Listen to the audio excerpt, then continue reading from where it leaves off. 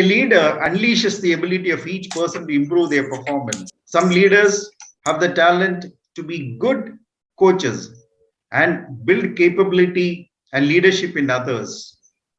Today, as part of leadership series by Global TV, we have one such leader, Professor Dr. K. Shankaran. Welcome to our discussions on leadership by Global TV, Dr. Shankaran. Thank you. Thank you very much. Pleasure to be here, Mr. Tom Cyriac. Very nice to be here. Professor Dr. Sankaran is the director of Justice K.S. Hegde Institute of Management since 2012. He has worked as a senior lecturer in Strathclyde Business School.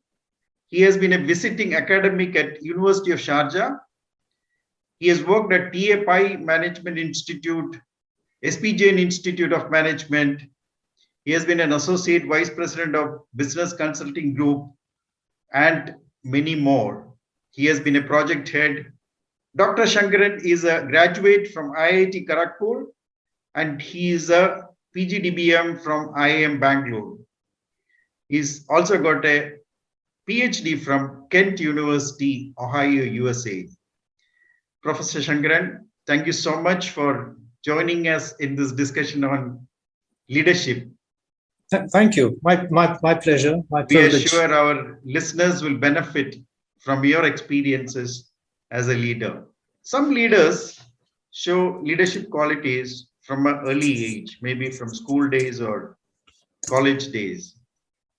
In your leadership journey, did you show leadership qualities from an early age or you build it up as you progressed in your career? Well, I don't think I showed any leadership qualities early in life as far as I was concerned. But looking back, I realized later in life, and quite recently, when I met one of my old classmates. He was a banker, he's retired now. I realized that in all the school situations, whether I was in a hostel or in other places, I never stood for an election. But always, teachers chose me to be the class leader, or I was chosen to be a hostel leader. Okay. And only once I was actually kind of close to being an elected person when some students asked me to become a leader. That was in Bombay, when I had left Kerala Shores after school till the 10th standard. I was really new and raw in Bombay. But in my second year there, I was there for 2 years at that time in Bombay, that stint. I was kind of asked by students to stand for elections. Okay. But something happened last minute, and so the very kind professor, it was at Wilson College Hostel, Dr. David, he told me, Shankaran, you would be ideal, but time is over. He was a very fair person. So only recently I was reflecting on this, but I never stood for an election, thought that I should be I never considered myself a leader actually at that time. But I always was enamored by mathematics and languages and knowledge, I would think. So I thought that's my strength, at least after 7th standard and so on. When, kind of a transformation happened to me, I think. I became a decent student. In fact, I became a good student from 8th standard, I think, onwards. Till then, I was not I was just an average student. But I think even before that, my teachers considered me worthy of being a class. It used to be class leader. It used to be okay. Called. Okay. Yeah. So, I think it's a good lesson for the listeners. So you don't need to be elected as a leader if you have leadership qualities, or you build your leadership qualities based on your strengths, your knowledge, and not because somebody has elected you as a leader, or you don't need to really stand for an election to become a leader. I think it's very clear in your experience. Is there any person you can think of who would have influenced your leadership styles? No, I really can't. But I was always inspired by literature. Okay. My family had a tradition of being students of literature. Okay. All languages, you can say, especially English language. And I was always enamored and impressed by Shakespearean quotes. And I grew up in an environment of listening to quotes from Shakespearean dramas. So I Oh, that's knew a little bit of the characters and the good and the bad characters, so to say, okay. and the dilemmas of especially Shakespearean tragedies. So I guess that I had an advantage even when I came back, later in college, when we used to take part in some kind of quiz and so on. Okay. Yeah, but not really. I can't think of anybody, one person as such. But yes, the traditional Indian, thinking, the Indic thinking. You have people like I would say at that time, whoever the heroes of the, the independence movement, they all Okay. inspired Okay. me. Yes, yes, Okay. that was inspirational for me. I remember sending. I mean, now that you're asking, please, I sending my pocket money to Shastriji Okay. during the 1965 war. I sent a Okay. money order. Until very Okay. recently, I think it's still there in my native place. I have that money order form, and it Okay. was done voluntarily. I sent whatever collection I had from Vishu Kainetam, and so on. So I sent the whole money to him. Yeah. So That's I think I was inspired by such leaders of the so independence movement and political leaders. Yes. it shows like you are always concerned with things happening around. I think it's one of the good qualities of a leader is, we are always, leaders generally are concerned about what's happening around us. Yes, my father was in the armed forces. I mean, not exactly the military, but he was with the police service, special Okay. armed police, and so he was in Kerala as well as Tamil Nadu. So for 8 years, he was in the border areas. He was in Okay. that time Nefa, which is Arunachal Pradesh now, and he Okay. was in Nagaland during the some of the insurgency things.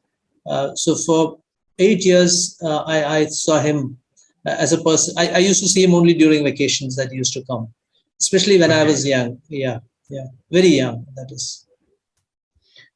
You can think of any incident you told about your election in the college, this thing, any correct. other incident which influenced your leadership, maybe in college or even in your career or somewhere, Yes, which had actually, an impact on your, thinking you as a leader or becoming. yes. There are several of them. I mean, I wouldn't say leader, but some kind of a leadership position. Yes, Okay. because I was, for 4 years I was not working in a formal company. I was on my own. I Okay. wrote a book. I did some meditation. I was into Vipassana meditation. 3 times I could go. I wrote a book at that time, which was essentially, it turned out to be a novel finally. I could only convey deeper thoughts through stories. So I was, at that time, I kind of accidentally became the general secretary of a housing society where I had a house. I Okay. only had this house as some savings or something because working especially in a not in a metro, so there was really limitation of kind of projects I could undertake and be happy about it, and I was very choosy about the kind of projects I would take. And people are Okay. not really willing to pay money for knowledge or insights. They're more willing to pay money for contacts, and I had no contacts actually, and I didn't want to if at all I had really. So at that time I became the general secretary, and there were some big issues between one group which was headed by the builder and the other Okay. group which was actually trying to create a society. At that Okay. time, I think that was one of the biggest leadership lessons. By being lonely, alone, and kind of negotiating something based on the facts of the case and what is right, and kind of Okay. telling people how we can form an association. So we formed an association when the state legislature had an act, but that act hadn't actually, uh, though it specified a registrar, but the registrar was not actually notified through a Okay. gazette. So even if you form an association under this particular act passed by the state assembly, it could not be actually registered. So Okay. we had a lawyer person who was, one of the residents actually. So we were Right. working together. And at that time, I realized how important it is to go back to fundamentals. So the lawyer said, you can't form an association because this particular act is not, you can't register it. You can put Okay. all those words. And everybody was claiming that they had a, registered thing, registered association. So at that time, this is a great lesson I had. So we are having a conversation. So this gentleman, very, very nice gentleman, he wanted to really help. He said, you can't form an association. I said, in my innocence, I said, in my 8th standard, I said, right to form an association is a fundamental right. Correct. So he said, no, it doesn't work here. Act. So he kind of, he was jocularly deriding me because he had an LLM and he was a lawyer. And here is a person, a layman. So what just came out of my mouth was, acts, but I know jurisprudence. Okay. And that was a moment of epiphany for me. I said, there must be some way. This country, and by then I had visited other countries. I was in US. This was after my PhD and so on. I realized that, we have to go back to fundamentals. So more than anything, acts, what is important to me is the directive principles of Constitution. Right.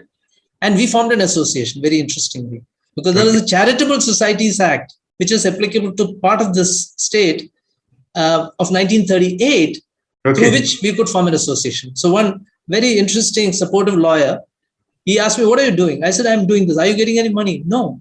In fact, I'm spending a lot of time, but I'm learning lessons in management, the negotiatory kind of learning. I can tell you it was amazing. Both these groups were so trusting of me. They would do anything for me. And we formed an association. We were not a single, this is a fact. Without paying any money to the water authority or the electricity department, we cut down the fines that were levied because of the actions of one person. And I don't want to blame anybody because that blame game doesn't help. And that's the beauty of being an academic, actually. In academia, we need to state facts and take it up to a level we don't blame anybody. So I find this a very convenient way to kind of see humanity together and so on. So we formed an association, and it was amazing how we can achieve things in this country if we lead from behind.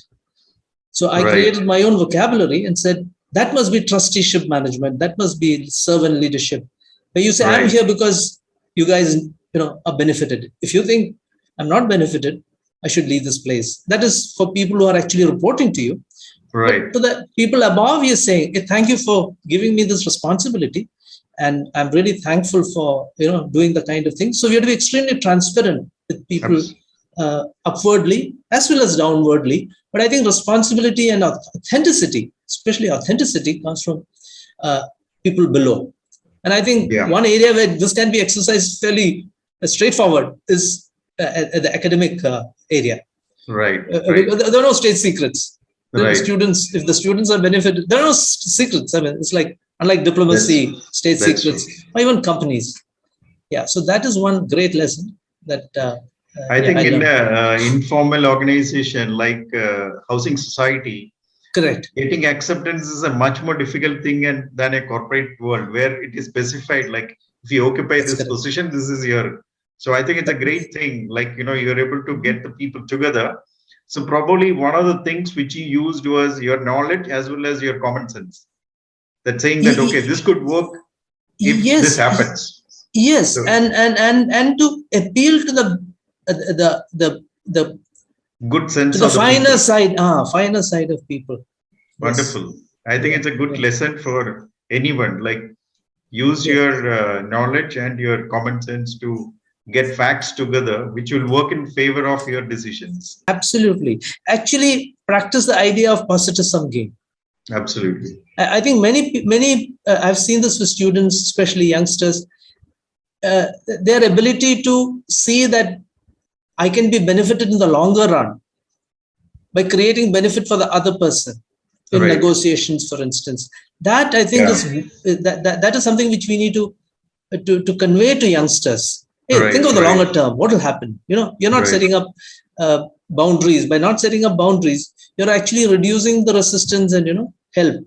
So you're actually helping others to help you. Absolutely. kind of thing. Yeah. Very nice, very nice. You are a professor, you are handling a lot of students. I mean, I've seen Yes, majority of your times you have spent on academics side of profession. that's right. So what according to you is if you have to pick out one quality of a good leader, according to you, what it would be? I think, yeah, it depends on I think it depends on the domain. Okay. But as you said, yeah, professor, I had a business school. I Yeah. think one thing that really helps in the educational institution is trust. Okay. Trust is the most important thing. So we have to trust youngsters to do, outstanding things. Even if they are not Okay. ready, they become ready because of the kind of ecology we can create. In fact, it's easier to do that with youngsters, actually, Right. because they're not hardened and they're not, kind of a thing. So I think trust is the most important thing, but not be naive, Right. of course, in that process, but to trust the deepest inclinations and dispositions, or what should I say, the inner core of the being of the person, we have to trust. So So as a leader, you feel we should create that element of trust in the people who work around us. yes, and take small risks, so Okay. that, even if we lose, we don't lose our humanity, a sense of humanity. So we Wonderful. take small risk and slowly go on increasing the risk so that that person is part of you, and then we can give big projects to that person. So invisibility, Can you elaborate on this invisibility? Because you meaning, mentioned. yes, invisibility in the sense, when we lead from behind, they will think that I'm doing everything, Okay. and you are invisible, Yeah. and things are happening, and All at the right. bottom of your heart, you may also doubt that, am I really required here? But others come, and then when you discuss this, say, no, this is, and you can also, check it out, actually, when you're not there, certain things happen. You say, this would not happen if I were there, kind of thing Right. happens. Right. And that should not fan our ego, of course. It Right. should not. But then, at the bottom of your heart, there is some contribution you're doing, but it's an invisible contribution, which is just, Absolutely. it's not about time. It's about 5% of the time is enough to do that, actually, kind of a thing. I think that, it is to say the finest form of delegation. Like the people who are actually absolutely, doing it should not feel, somebody else is delegating it to me at the same time it gets done. I think Wonderful. you are absolutely right. That is the highest form of delegation. Yeah. Well, delegation is not understood properly, perhaps, now that you say Correct. this. Yes, very true. Because you are a coach, you are a trainer, you are a teacher, so like how to get somebody else to do the job, and you train them or coach them in such a way that they take up your Absolutely. responsibilities and execute it better than Yes, us, probably. that's correct. And the beauty of educational institutions, there's so much to do. Correct. In the sense of writing, thinking, new things. So if all these administrative things and all these things, if the students are self-disciplined and they don't have to meet you, they can meet the concerned faculty, concerned administrator, the non-teaching, and get things done. Everybody is happy. Very nice, very interesting, actually. Yeah. Any moment or any incident which you cherish? You told about your experience in your housing society. Anything you can relate to your school or college, or where you cherish as a leader, it comes back to you again and again. When I was in another business school, I used to teach a subject called, this what suddenly comes to my mind, a subject called learning organizations. Okay. So this is based on a very, very, I think, a difficult concept. Students used to find it difficult to kind of understand it, So this person called Peter Senge, very interestingly, this Senge, the name comes from Tibet. Sing, Singa. Singa is actually represents the lion. All this I came to know later. He was in MIT, Massachusetts Institute of Technology, a professor. He's still there. Yeah. So he wrote this wonderful book called The Fifth Discipline. I took the risk of offering a elective course in learning organizations. Okay. when I was with another institution, management institute, one of the premier institutions in the country, actually. And 10 years later, Yeah. one of the students sent a note saying that he was at that time employed in Saudi Arabia, Okay. and a fairly senior position. And he was going to MIT for a session with Peter Senge. So he writes to me, so when I learned these things from you, most of the things were kind of difficult for me. And it's something to that effect, saying that most of the thing went up my head kind of thing, But Right. now I'm going there and I'm really excited because I went back to the book and learned. So this long-termness excites me. Because in the short run, maybe it's kind of a self-defense, because in the short run, you have to be sometimes tough. Sometimes you have to, you have this dilemma of students getting low marks and so on and so forth. Right. So that kind of a long-termness and students coming back. I mean, there's so many of them come back. I mean, this is the experience of all teachers. They come back and give you that compliment, saying that I was benefited. Yeah, that I think that's a high point for an academic.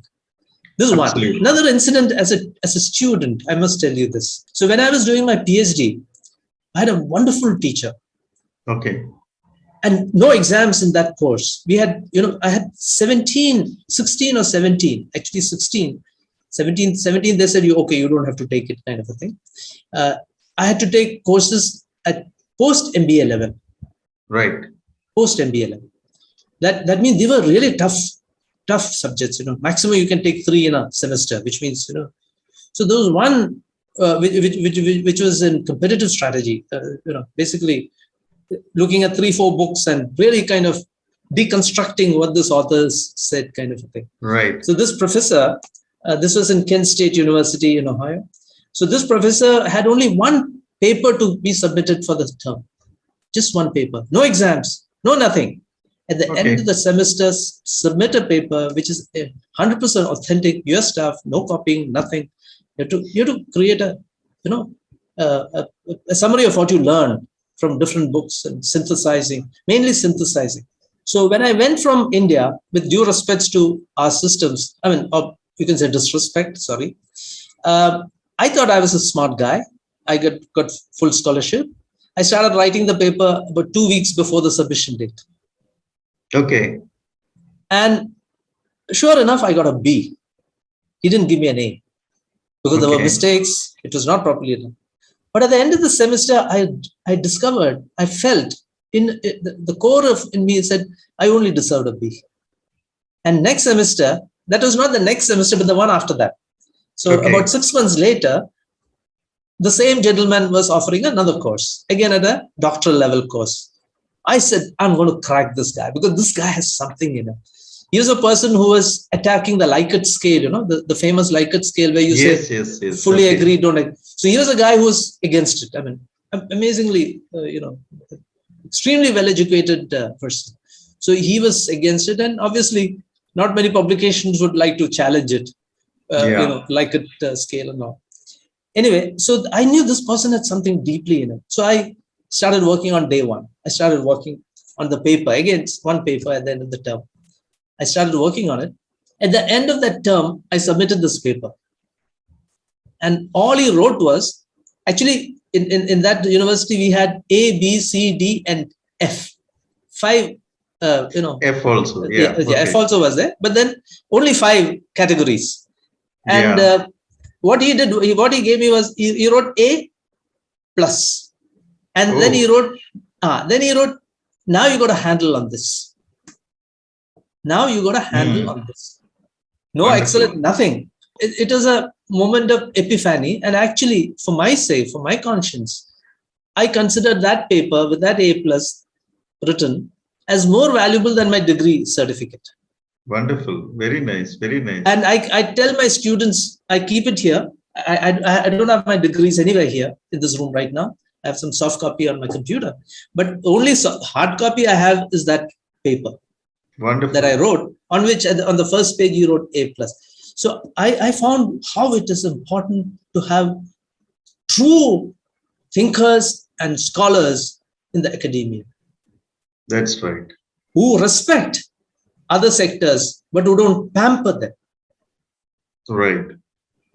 who don't come down from the need to think with purity. So for me, knowledge knowledge is really pure thinking, without looking at the color of the skin, looking at any other thing. So that is a very high point. I think it's a leadership lesson as a follower. Absolutely. I would like to interpret from a different angle. Please. You took the effort to actually challenge yourself, because in the Yes. first incident, you got a B and you probably felt you could do much better. And when the same professor offered a different course, you went in and it's actually challenging yourself, not challenging the professor. Absolutely. I must be able to do it better. And this is something which I think every leader should have in them, because every time leaders generally fail more often than succeed. So every time they fail, they should be willing to say, I will challenge myself to take up the next step. It's very nice. I mean, I was just interpreting it from a different perspective. It's a very nice thing too. Yeah, absolutely. And this gentleman, this professor, had the inner core to be trusted, to be kind of a person. Yeah. Very nice, very interesting actually. Yeah, very interesting, because in industry we can't take many risks. Right. Actually, especially banking. How can you trust with somebody who can't count properly money, for instance, whatever you do, for example, I'm saying front end. But in the academia, you can take huge risks. We don't even know at this point, and we don't know whether a person who gets A will succeed in life. Invariably, they don't. The it probability is less compared to a guy who gets B or a B plus. I think so. Who knows the stuff, but has got many other qualities. Absolutely, so, I agree. So the risk, and also risk is only in so long as we are fair, then students accept us. That is another beautiful thing. Youngsters accept for what we are. Absolutely. So yeah, so I think it's very interesting to talk about these things. Just one, did you have, of course, you spoke about your challenges in many leadership. Any big challenge you faced, which you were able to, as a leader, because you handle, as an especially individual, when you handle faculty and administration and all that stuff, or anywhere. Yeah, because you work in various industries. Yeah, many challenges. One challenge, I was about to say something about as a student, but Fair then enough. yeah, I mean, if it's okay, time is there. I'll tell you two of them. Fair enough. One was I was, during the biggest challenge I faced in my education was two. One, when I moved from my home state of Kerala to Bombay University. So I was competing with 12th standard students, people who finished 11th, and I had gone to SSLC 10th standard. So I went into my 11th standard of my class was in Bombay, where students were already finished their 11th. So this week it used to be called first year science. I was in science student. So that was an extremely big challenge, because the language problem was the Hindi was an issue. English was okay. Never spoken English, but I'm pretty good, as I was saying. I knew written. I was better than others, in fact, in the class.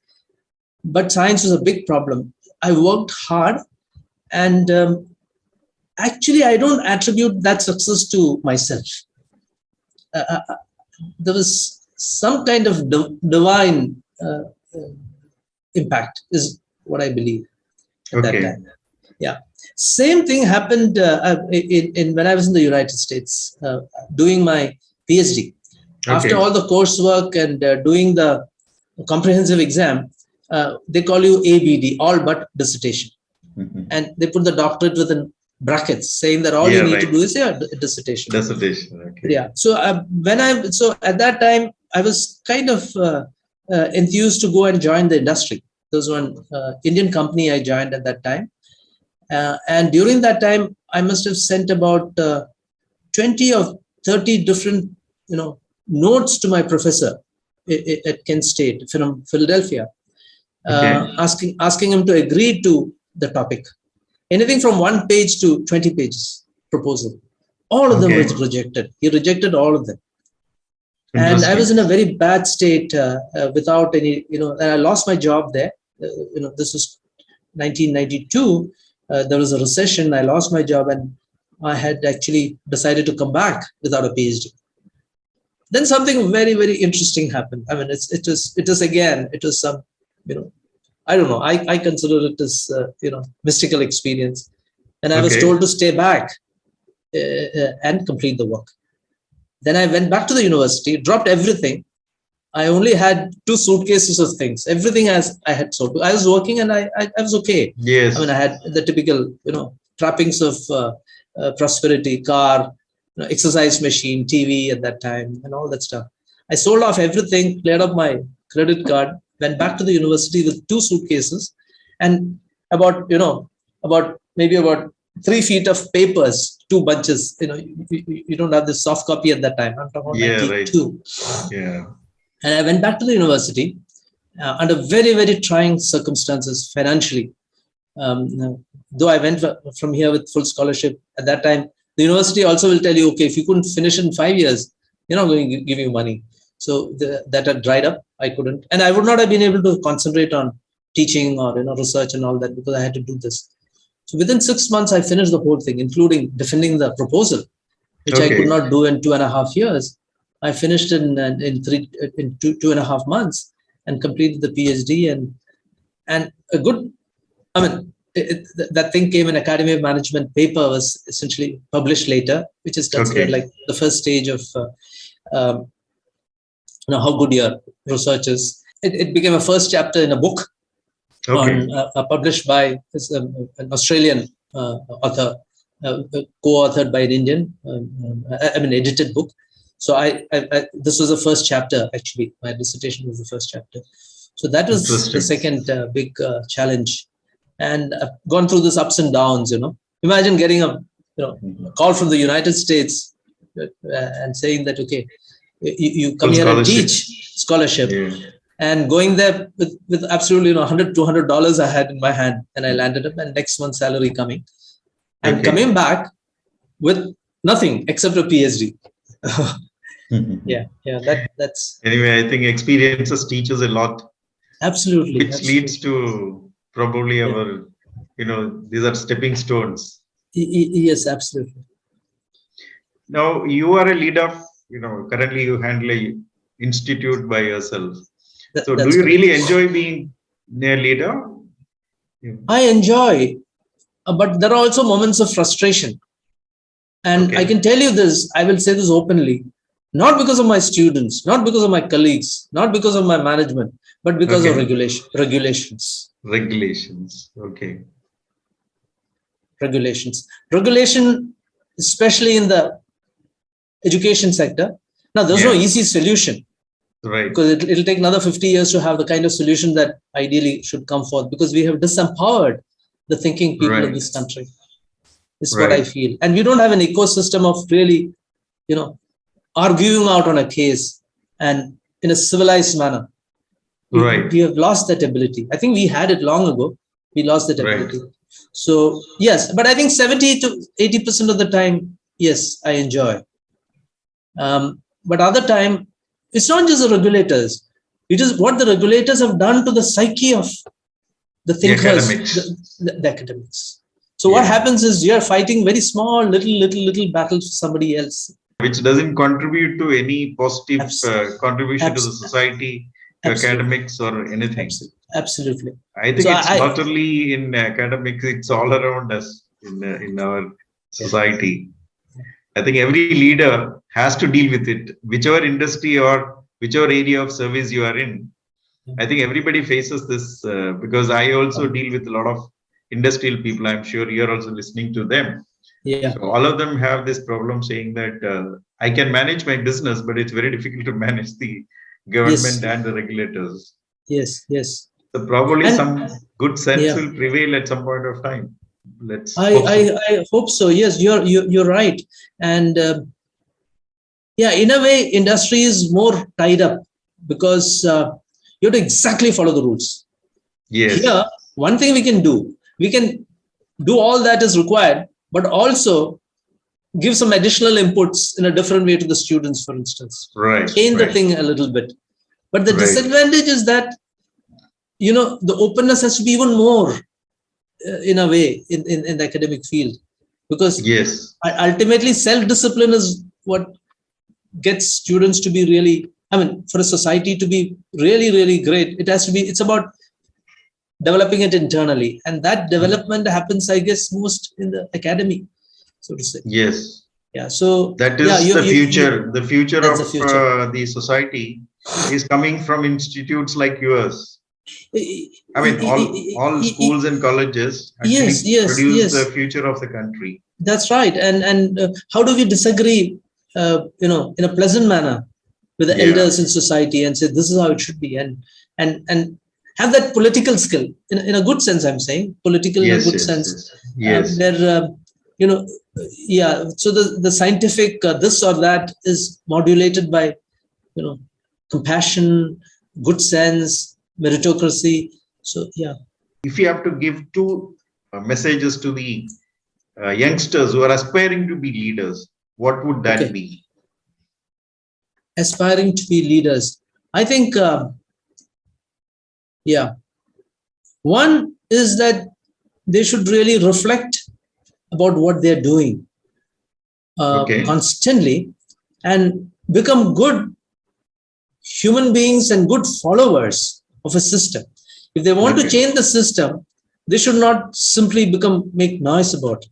They should keep their Okay. emotions in check and use this emotion to change the system where you take everybody together. Right. So sometimes we'll have to make some decisions which may not be great because the system, but don't run away from that. Stay there and challenge the system in a Right. pleasant manner so that you're effective at the end of the day. Right. So I think that is one advice. Second thing is, I guess, learn from mistakes. When the Okay. chips are down, that's when a real self comes out.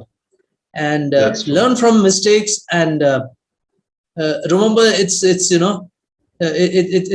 about equanimity, mental equanimity. Outwardly we can Right. be very active, but mental equanimity and kind of keeping the balance and just waiting for the good times. Milton said they also serve who only stand and wait, kind of a Right. thing. But then outwardly be active because we need it. I mean, Right.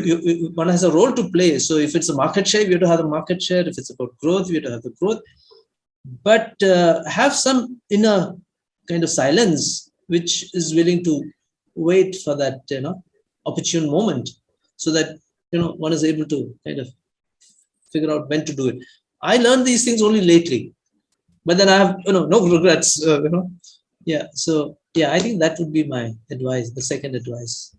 Very nice. Very nice. So your advice to the youngsters is that follow the system, but wait for the right moment and work slowly Yes. towards Yes. changing rather than making a lot of noise is not going to help It's not anyone, going to help. neither the current system or the future, what is to That's come. that's correct. And I despite all really, this social media and all that, at the yes, end of yes, it, yes. what makes us happy is how we really make a change at a Absolutely. very at a very, what should I In say? fact, it's very interesting. Today, I got so many messages.